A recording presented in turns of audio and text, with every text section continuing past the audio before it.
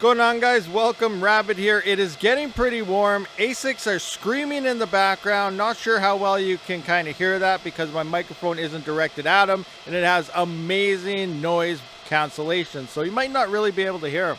But taking a look right now at the temperature, we're sitting at 33.9 degrees Celsius. And some CPUs are not liking it. So as we looked at the other day, I got this new fan put in, pulling air in from that window right there. And these guys down there with these Noctua coolers are hating life right now. So I am going to be swapping out these coolers here. They were stable all night, but today as the heat is starting to pick up, they are starting to overheat pretty darn good here. So they have been getting some reboots here. I'll show you the temperatures right quick. All right, so coming in and looking at my temps, it looks like Rig 17 has been doing okay. It did just reboot 1 minute ago, but we are sitting around 69 to 70 degrees Celsius here. But the major issues are those Noctua coolers on my 7900Xs. Here we can see on Rig 28, I'm sitting at 80 degrees still. It's going to start rebooting here very soon. I do believe Rig 29 did just reboot 2 minutes ago.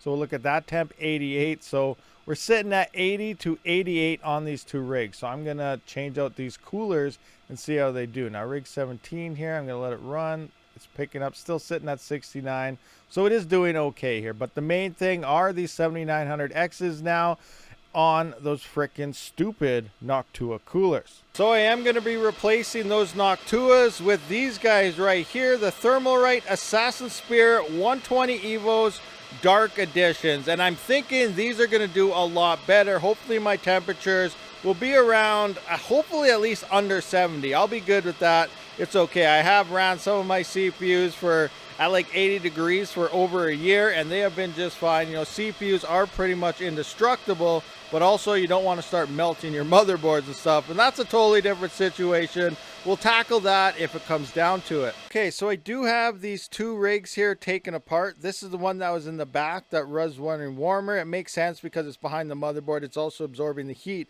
coming out of this one. But one thing I do want to look at as I took these off, look at the thermal paste kind of distribution between the two, because this one right here is the one that I actually use this stuff, those thermal pads. If you guys remember that, I use those thermal pads. I cut that little slice out there. That's on this one. So let's look at the paste I actually put on right here. So let's just zoom in. You can see how it's kind of, you know, a little bit all over the place, thin in spots. A lot of it obviously stuck to the cooler itself. If I can get a good angle on this for you guys to see. So that's what the normal thermal paste looked like. Now, what did this pad look like? It looked like it had nice distribution here. If I can get some light in there. There you can see it's a nice thin layer, pretty much what it should be. And here's what it looks like on the cooler as well. Nice, spread out evenly and thin. So I think I might actually put this stuff here on both of these, or I just put one on one and one on the other like I did before and kind of compare. But again, it's really hard to decide because this one's in the back, or this one was in the back with the thermal paste. It was the super hot one, but it's also absorbing the heat and not really getting as much cooling as this one did. Regardless, I'm going to put one on one and one on the other like I did last time, normal thermal paste versus the padded stuff on the red stands again, and just kind of see how it does. Also over time, as some of the, I guess, moisture, if there's moisture in there, I can't remember exactly how it was explained to me, but I did get that stuff from Snark. You know, Stark has been letting me use his C1100 FPGA and stuff as well, so that's awesome for testing and whatnot.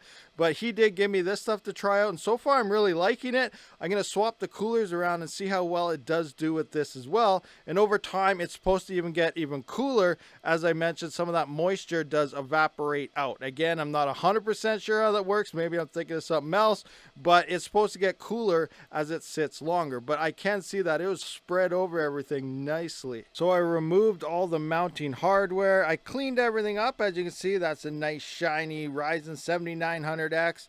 Same with the other one. Same with the coolers right there. And all I used, I know a lot of people are going to cringe at me right now, toilet paper. Or yeah, see, there's the focus. All I use was toilet paper. I never follow the IT rules. I just do what's fast and quick. I've never had issues.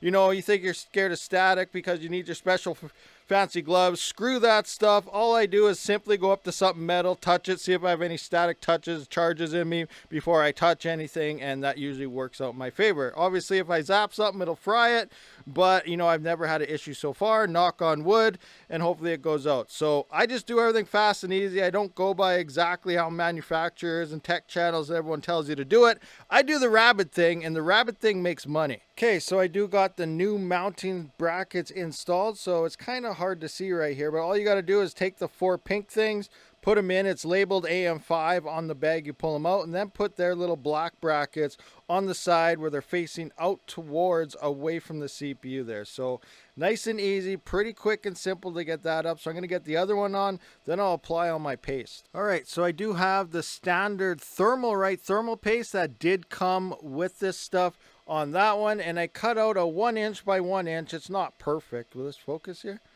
Something. Well, anyway, 1 inch by 1 inch. There's plastic on both sides, so make sure you peel plastic off if this is something you're looking at. So I'm going to paste this onto there, and then we'll see how it does. So the plastic is off both sides. We can confirm right here. There's 2 pieces here of plastic, and this is what it looks like once it's on. So it's looking pretty good right there. Here's our placed thermal paste from Thermalright. Now I'm going to get the coolers on. Okay, so I do have these Thermalright coolers installed now. They are a bit bigger, if this would focus, but they're on both rigs, and they're also half the price of those Noctuas. These are like $25 to $30 Canadian, where those Noctuas were around 35, 30, or 30 something. Yeah, right. Like $59 to $69, somewhere in there. So like 60 to 70. So these are 50% less. So the price of both of these is still probably cheaper than one of them Noctuas. So let's get them plugged in and see what our temps look like. So my current ambient temp here is 34.3 degrees Celsius. All right, so I have the coolers installed and we're checking out some temperatures now. They've both been up for 10 and 12 minutes, so that's good. They haven't rebooted every 2 to 3 minutes here like they were previously. Let's take a look at some temps. So previously, they were 80 to 88 degrees Celsius. So now on 28, which I believe was 80 degrees Celsius, we're sitting at 71 degrees Celsius. So we're about 9 degrees cooler at half the cost. So that's a bonus. Jumping into rig 29, we're now at 78, 79 degrees, which previously it was 88 degrees. So again, 9 degrees cooler. And if I keep hitting refresh, I think this was around 78 before, but it keeps bouncing around 78, 79. So we are seeing close to 10-degree drops changing over to these cheaper coolers, as well as my rigs are no longer rebooting. Now I still have 2 more 7900Xs here. As we can see, rig 31 just rebooted 1 minute ago, and it's hanging out at 77, again with some Noctua things. So if I come into the 7950X3Ds, these are with the other Thermalrights, and we can see temps are sitting at 66. It is a cooler running CPU over the 7950Xs. As we can see, this is running at 73. This does have a Thermalright, but they haven't been rebooting. Everything's good. So hopefully these are fixed now, and I won't experience reboots anymore. Again, who knows what's going to happen once we hit like a super 30-degree day outside. Things are going to get very hot. And one more quick update. It has been about 5 hours. One rig did reboot about an hour ago, but now it's 59 minutes. So let's take a look at rig 29. We're sitting at about 74 degrees, still red, but a lot lower than what those Noctuas were doing. And coming into rig 28, which I'm thinking is the one in the front, we're down to only 66 degrees. So I am seeing huge performance increase with these cheap coolers. So far, so good. Bring on summer. So these rigs do seem not to be rebooting anymore, so it looks like the changing over to the different style coolers is a success. So I still don't know which ones are exactly better. These are 4 heat pipes, but supposedly better than the previous Thermalrights I am using, but I'm gonna have to actually put the exact same CPUs head to head in the exact same environment to see which one is actually cooler side by side. I'm going to do that some other time and not in this one. So I'm still up in the air on which coolers I should order more, but it is looking like these Thermalrights are getting the job done. So here are the other 2 Noctuas I will have to change out eventually. I'm not going to do that today, but they will be up for see you later Noctuas very, very soon. So let me know your thoughts and comments down below. I'll see you on the next one. Rabid out.